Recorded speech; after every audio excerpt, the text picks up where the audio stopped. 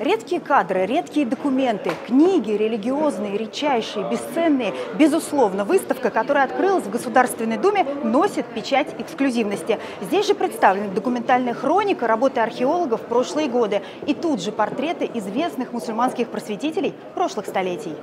Выставка, посвященная юбилейной дате 1100-летию принятия ислама в Волжской Булгарии, вызвала у депутатского корпуса неподдельный интерес, что и неудивительно. Ведь особые экспонаты, представленные зрителю, являются исторически очень весомыми и впервые выезжают за пределы Национального музея Татарстана. Этот источник показывает распространение научных зданий среди булгар и сведения, конечно, о принятии ислама. Уникальный источник. Официальное открытие подгадали специально в день пленарного заседания Государственной Думы, чтобы большее число гостей смогли ознакомиться с привезенными из Татарстана экспонатами. Выставочное пространство тематически поделено на несколько блоков. История Казанского ханства, расцвет ислама в эпоху Золотой Орды, ислам в годы советской власти, ну и, конечно, о самом ценном и древнем. Я в первую очередь показал вот на монету, которая связана с именем Алмуша, сына Шилки. Это первый болгарский царь, его мусульманское имя. Самое интересное, что эта монета относится к 903-908 году. Первый удар пришелся на... Вячеслав Володин, председатель Государственной Думы, в сопровождении Рустама Минниханова подробно ознакомился с каждым экспонатом. На мониторах документальные архивы. Не обошлось и без красивых национальных костюмов и серебряных женских украшений.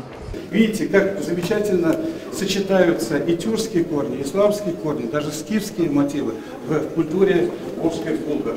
На самом деле экспозиции у нас побольше. Чтобы проникнуться, надо приехать в Татарстан, посетить и Волжские Булгарии, и нашу столицу. Но большое спасибо руководству и всем коллегам, которые здесь представляют Государственную Думу, представить вот этот проект.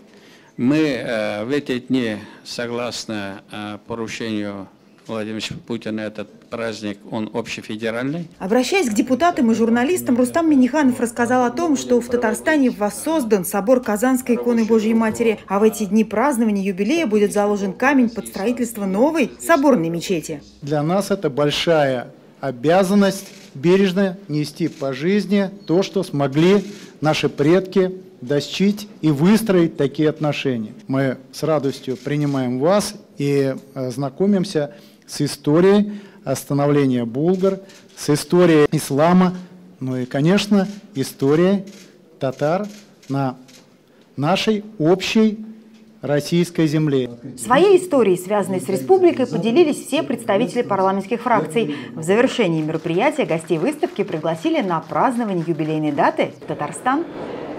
Дина Газалиева, Дмитрий Шилов, Александр Ярошов, Матвей Шинкаренко, ТНВ, Москва.